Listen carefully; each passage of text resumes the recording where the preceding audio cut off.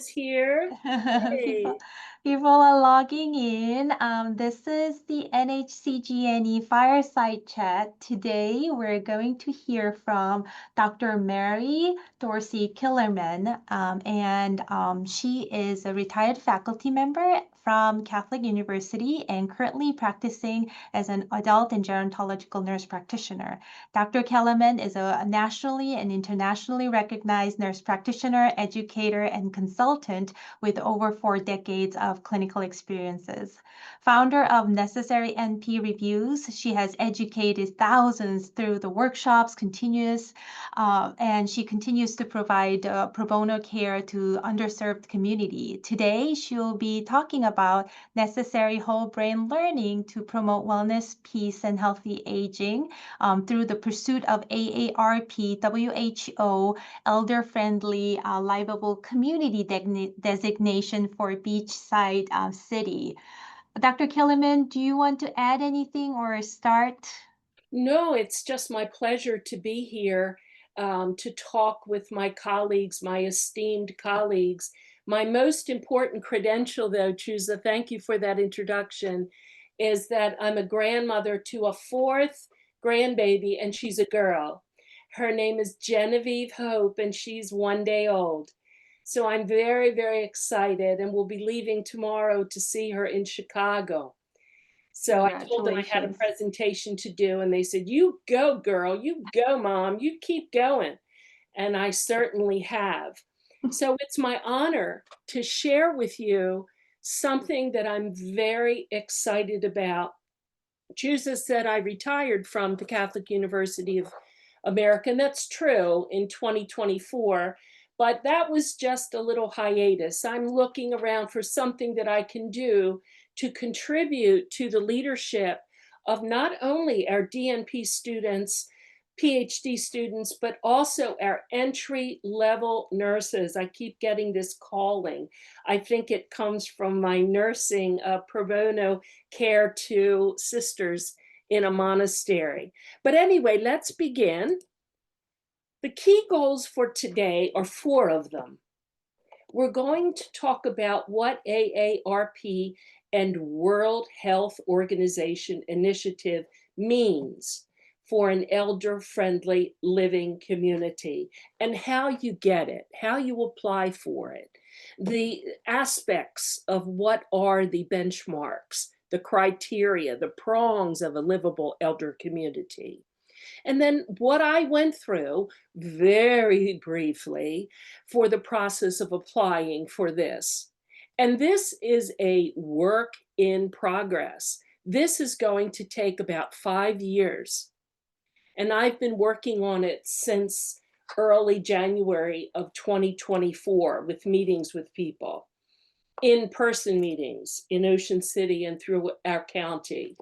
And then I'm going to challenge you, I hope, in the question and answer session of how you, as a nurse, an educator, maybe a business owner, a leader, an advanced practice nurse, how you can make a difference in your community.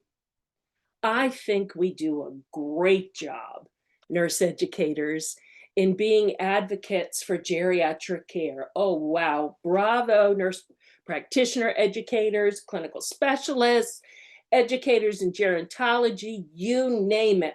We do bravo.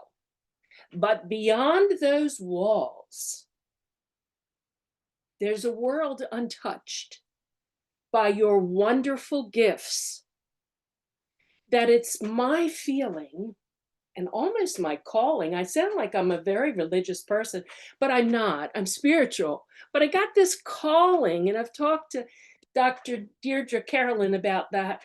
I feel like we have to reawaken the community part of our nursing educating role. So here we go. Can we contribute to the world where we live beyond the hospital, beyond academe institutions, beyond the internet? As an RNNP educator, business owner, researcher, this is where I live. I am very fortunate to live here. but it has its drawbacks in healthcare and provisions to the elderly. Ocean City, Maryland.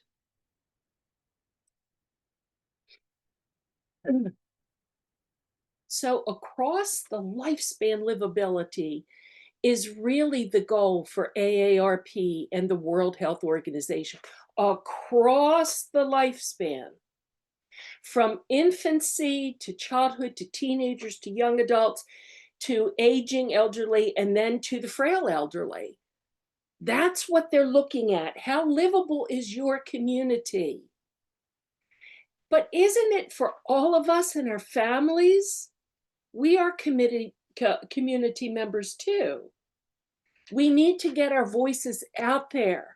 RNs are the most respected profession still. And there's power in that. So how can we possibly begin? This is a picture of me and my brother last year. He's in a wheelchair at the wedding of my daughter on the beach in Ocean City. And it was wonderful. We had everything in place for across the lifespan. So what is elder-friendly living as designated by these two premier organizations? What does it mean? The key is that looking for intergenerational activities beyond beachside activities. But what does your community do? And I'll talk about the central prongs in a nice little sphere, and here it is. It's the domains of livability. And there are 8 of them. I told Chusa that I elect not to share my PowerPoints ahead of time because you can see I love my thunder. And I don't want anyone to know what I'm going to say next, but I'm happy to give it to you. So these are the 8 domains. At the very top at 12 o'clock, outdoor spaces. What does your community have that are resources now? What's the transportation system like? What are the avenues for participation in civic and even employment across the lifespan, certainly with an emphasis for our elders? And then communication, information, respect, and social inclusion, social participation, health services and community groups, housing. Now, as we look at this, and having been faculty at the Catholic University of America, and not a good Catholic, mea culpa, but a strong spiritual being, people might say, where is the spiritual component? As we get older, we start looking for explanation and maybe life thereafter, or explaining why things are happening to us. And that would probably be in the social participation as well as respect and inclusion part. Our churches and houses of worship and our spiritual domain would be here, but it's there. The next important part is that the World Health Organization since 2007 has been really stressing the social inclusion of elder folks, regardless of their physical, social, spiritual, mental capacity. They hoped that our world would become more age-friendly. They hoped that older folks would be encouraged to be in productive activities, sharing their knowledge. But not only sharing their knowledge, but learning new knowledge. Learning about AI from teenagers, from high schools. Letting a grade school student partner with them to show them how to use an iPhone. That's what they're looking for. And that gives me excitement and emphasizes the intergenerational emphasis. So what are the benefits? Why would we want to even go for this? And many cities have in the state of Maryland. Automatic entry into the World Health Global Network, international liaison. And as nursing is expanding more and more internationally, We should be leaders in this regard in the United States, to extend our hand, to go to and fro with an exchange of information and learn from other people culturally, technically, spiritually, all of it. There are free resources on age-friendly and livable community, best practices, events, challenges, opportunities for grants. Selected recognition is given to AARP, World Health Organization designated cities, and to me, money talks, as we know it does in this stressed economy. Isn't that wonderful that the name of that city is placed higher on the pile of the grants when it's gone through this process? So what is the process? I happen to have the honor of being on the board of my neighborhood association, and I've learned that very conservative, so I have to tone it down quite a lot. And then finally, I asked them, what do you guys think of this in new business? How about if we become an AARP, World Health Organization, elder-friendly city? And before they could say, what is that? I told them. And I had the sheets. And they looked down and put their glasses on. And they said, what's in it for us? Where's the money? And I knew that was coming. And I said, everyone is so short funded now across the United States. Wouldn't it be great if somehow we had this designation that we are looking to improve lives across generation, to intertwine lives and make our community stronger? That may get us funding. Well, federal funding has been curtailed. Yes, indeed. But we know that there are philanthropy people out there. There are local businesses in Ocean City that have not been tapped by Dr. Kellermann yet. So the money potential is there. And they said, sounds great, Mary. You go for it. But you're not going to get anywhere in Ocean City. Ocean City doesn't like change. So I knew that. And I know change theory from my organizational PhD. I know. And I looked at them and I said, I'll give it my best shot. And I really have. I made a meeting with the mayor with the association's permission, not to represent them, but to give them the courtesy of running it by them and representing myself as a citizen to the mayor, but also a board member of Cane Woods. And he listened and he looked at the sheets, very brief, and he looked up and he said this to me: why have I never heard about this before? Ocean City is designated as a Maryland family top 10 beach. Family friendly. How come I've never heard this before? And he looked down and I tell you, it was worth working on my PhD for 13 years. He looked down and he goes, oh, you're Mary Kellermann. Oh, that's right. Aren't you on the ethics committee here at the city? And I am. And he appointed me and he remembered. So I thought, oh, that's a way I kind of got in. You know what I mean? A little bit. He paid a little bit more attention, but then he deferred. Talk to the city manager, Mary, take his take on it. And he loved it. But then he said, talk to the county of Department of Aging and see what they think. And I got the names and I had coffee and they weren't interested. I couldn't believe it. And it was the money, the allocation of funding of staff hours to do this project. And I said, I can understand everybody's short-staffed, but I am giving my services as an educator, researcher, the whole 9 yards for free. And they raised their eyebrows. Why is that? There was suspicion. I couldn't believe it. And I said, because this is where I live. And that's the truth. Plus, we always want to do everything for everybody as educators and nurses.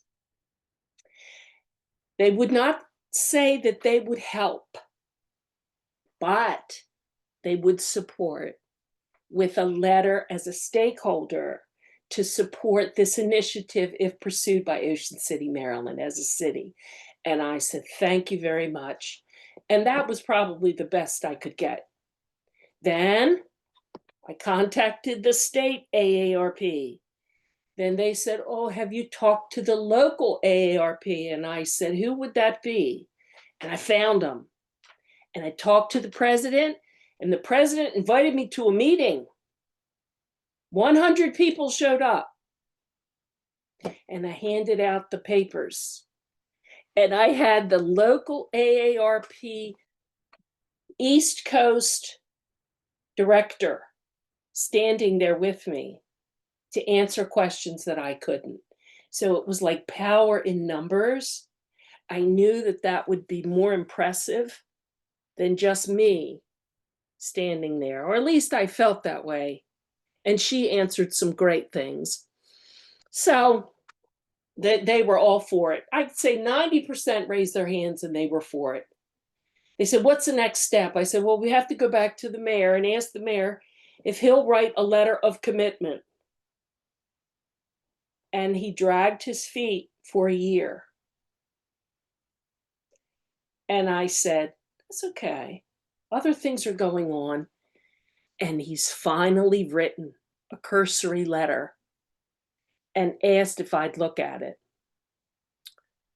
Unfortunately, having been an educator, I looked at it, and I was on many dissertation committees, and you know how our minds work, and I rewrote it. But when I sent it back to his secretary,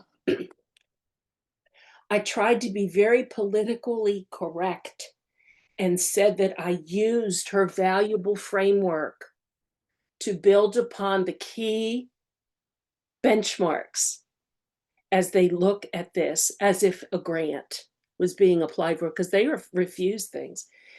And I haven't heard anything since. But I copied the director on the East Coast of AARP, and she said, Mary, thank you. She said, I will go there myself and I will do a presentation. We'll get this going. So we have to keep going. We have to keep going. But that first letter has to be first. That says, I, as the mayor of Ocean City, and our council and our citizens are committed to intergenerational collaboration and networking between our elder folks who live here either as a vacation home or round the year. We have excellent resources, one-page letter, and sign it. So that's first step, hasn't been done. After that first step letter is accepted, then you can begin what's called your first year.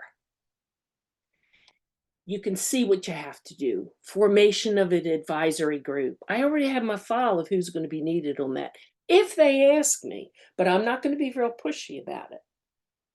Because I know organizationally, this is a very conservative place. It's not academia where you can kind of speak your mind, kind of, sort of, but not really. You know what I mean. And then focus groups and listening sessions. And I'm a qualitative researcher, and I'm just salivating at this stuff. Focus groups and drinking more coffee and sitting with people, finding central themes. I'll probably begrudgingly do quantitative research too to get some good numbers there for grants. Probably I'll call Chusa, or I'll call somebody over there. Help me out. And then year 2, advisory group collaborates with the county for what we're going to do as an action plan. And we only have to pick one of those strands. We could say we want to work on transportation. We want to make the buses more acceptable to people who've had a hip replacement, but we don't want to really make it handicapped. But we want to make this flip out thing that they can walk up on a ramp instead of having to get that leg up. And I've heard that in a preliminary pilot that I've done. Or it could be everything of those domains they want to work up, but that's unrealistic. So we have to pick something that's achievable and is what's the thing that bothers you most about Ocean City? What do you want to see improve? What do you want to see enhance that you love, but you'd really love to be in love with it more? What is it? And look for that as a recurrent theme, perhaps, and then work on it. And then year 3 to 5, there's implementation of the plan. Each year, the city will give a report to AARP, World Health Organization, with clearly defined benchmarks, just like a grant. And they'll probably check it, maybe, maybe not. And then at the end of 5 years, they'll look at a summary report from beginning to end, how it started, what happened, and at the end. And then they'll say, okay, Ocean City is designated as AARP, World Health Organization, friendly for our elders. Terrific. Marketing for families on their website, on the billboard coming into Ocean City. Oh, I got visions. So in the last year of my life, I've taken the word hope out of my vocabulary, taken it out. So every time I want to say, I hope this works, I have to say, this will work. No more hoping. There's action and positive thought, gently, in this very conservative community. So after the letter of interest, we have two years, so the time's ticking. But the trouble is money, money, money, and time. And we'll see if we can have people giving the time pro bono as consultants. And maybe that will work. I don't know. You know, sometimes when you offer your services for free, people say, what is the ulterior motive? I don't know. I don't think that way. I don't think you guys think that way. But there are a lot of people who think that way in business. So I'm hoping to, with my, I think you can see, genuine enthusiasm, get this accomplished. The good thing is that I have the grassroots behind me, the citizens. And the citizens are calling me from AARP asking an update. So I have to say things are moving along. They're not moving backwards. They're moving along, and I thank you for your support. I've got you on my list to call if I need you, and I so appreciate you not forgetting about me. And they love it because it's the truth. I really feel that way. So thank you.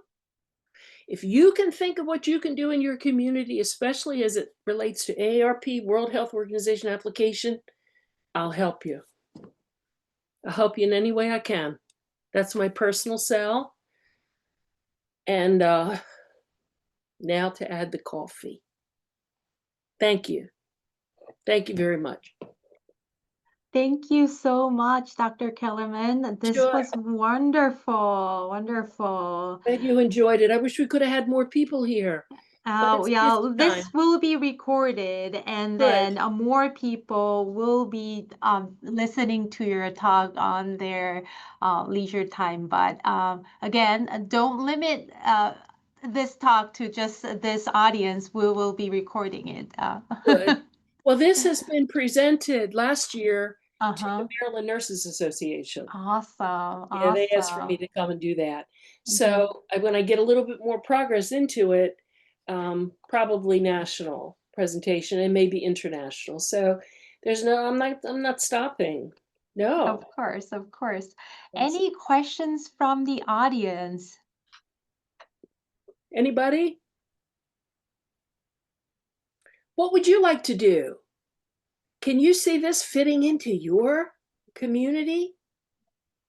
Especially if that's a community you want to end up in Yeah. forever? I do have a question. So what was we thought about you mentioned about intergenerational activities, and I think that concept itself is we already know, but not many people really worked through it. That's true. That's Exactly. true. Uh-huh. And And then, the merits of it, I mean, there's all kinds of evidence-based research saying that intergenerational connection, even mm-hmm. through the internet, Yes, can yes. prompt more neuronal firing of brain natriuretic peptide Uh-huh, and uh-huh, improving emollient chemicals of the whole brain. uh-huh, uh-huh. Could this be a factor that could inhibit disease of the mitochondrial cells, as is seen in Parkinson's disease, Alzheimer's disease, progressive supraorbital palsies, ALS? We need to stimulate our brains in so many ways, and socially is just one. Exactly, exactly. Like social isolation is one of the risk factor for the Alzheimer's disease. So hopefully this can be applied to many communities. And Yes, I really like that idea of intergenerational activities because the like younger people or children, if they can have more interactions with older adults or midlife adults or whatever. I mean, like mingling it with each other is also good for the younger folks too, yes, right? yes, it most certainly is. And Yeah. I can see this intergenerational concept, now that I've gotten into it, being perhaps a focus of DNP study for a Mm-hmm. project. Mm-hmm. Or maybe there's a doctoral student out there who hears about this and says, you know what? I'm going to call Dr. Marye Kellermann and see, because I'm a quantitative researcher, if I can use an inventory given to elder folks about, their perception of aging, and then give it to their younger citizens, their perception, give them the same tool, and see if there's a statistically significant difference in perception of elderly things. And what can I do as a researcher to improve this poor impression of elder life? Or maybe the elders have the poor impression. I don't know. But wouldn't that be a wonderful study? That would be wonderful. That would help Yeah. me too, because Yes. it would give me the statistical backing to get the get the recognition as an AARP World Health livable community that we're concerned. We want to do the research. Yes. We do. We want to be evidence-based. Dr. Bowen Kim posted a question about how do you monitor whether programs remain sustainable after initial funding? Do you have any thoughts on that? Well, the AARP and World Health Organization does not provide funding. No funding is given through them at all. So the city has to go through the traditional, I guess, quest for money, be that grant or philanthropic donation or taxes or whatever they're going to do to fund their plan. That's the problem. And I wish I could tell people that AARP and World Health Organization will give them money. I will tell you this though. AARP has certain times of the year in which they do have state money to Mm, give to cities or mm-hmm, anyone that promotes livability of elder people. And if you're designated as this elder livable community, you get preference because you've done it. You've got the documentation. You've included the citizens. You've done the stakeholders.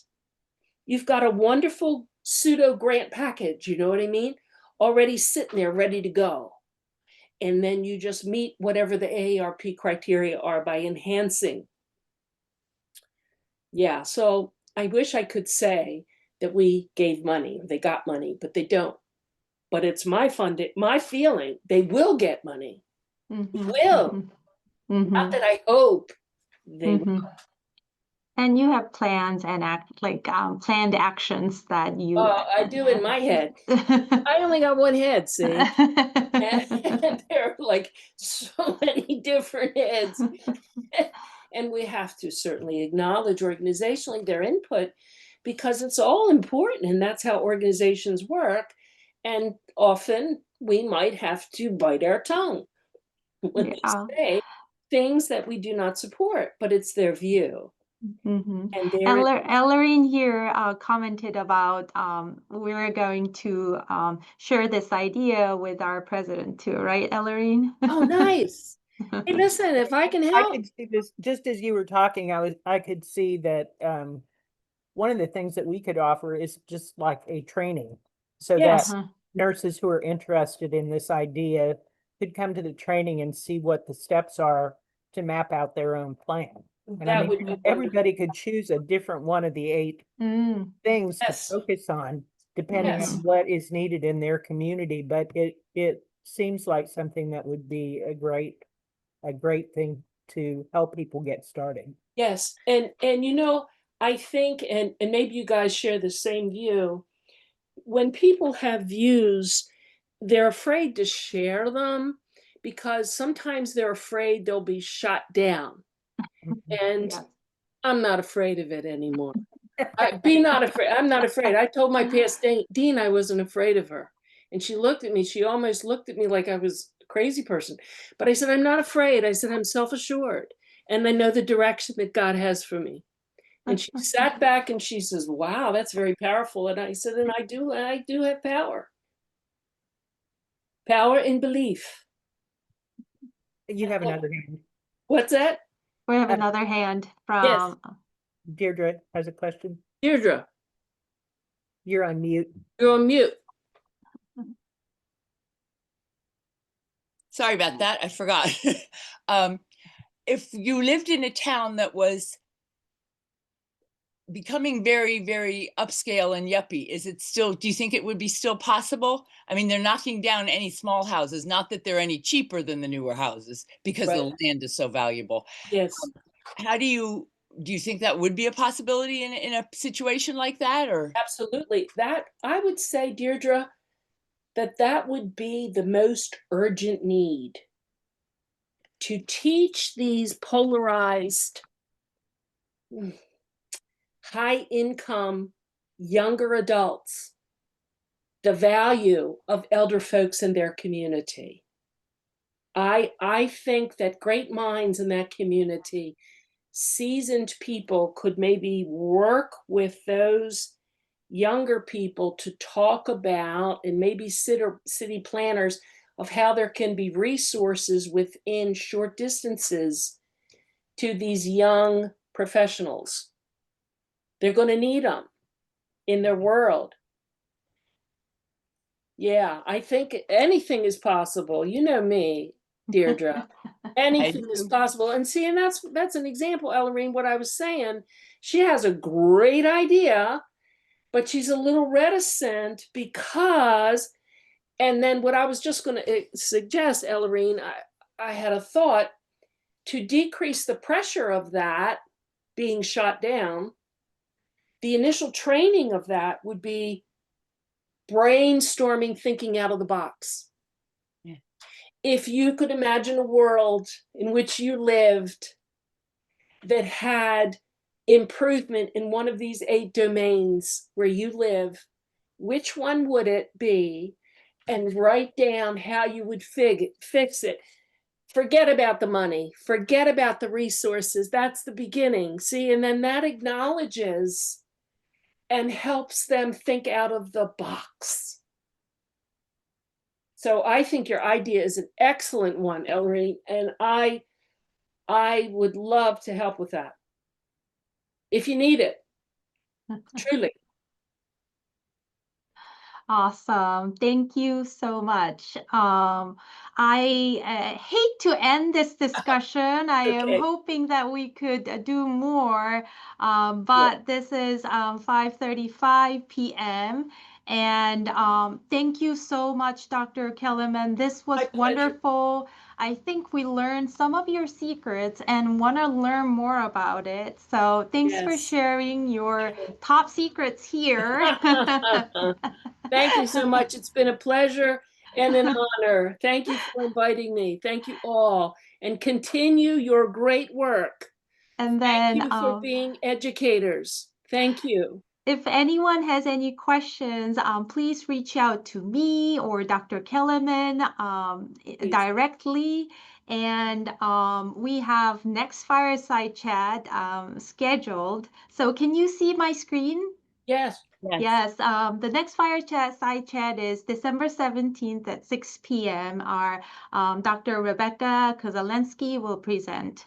Great. I think, like Marye, again, thank you so much. And My we're very pleasure. honored to have you. And this recording will be available for our members and non-members. So stay tuned for more questions. Thank you Yes. so Everyone much. have a great Thanksgiving. Enjoy your families. Take care of yourselves. And then again, congratulations on your Yes. fourth Thank baby you. grandchild. Thank you. Thank you. Thank you. Bye all. Bye.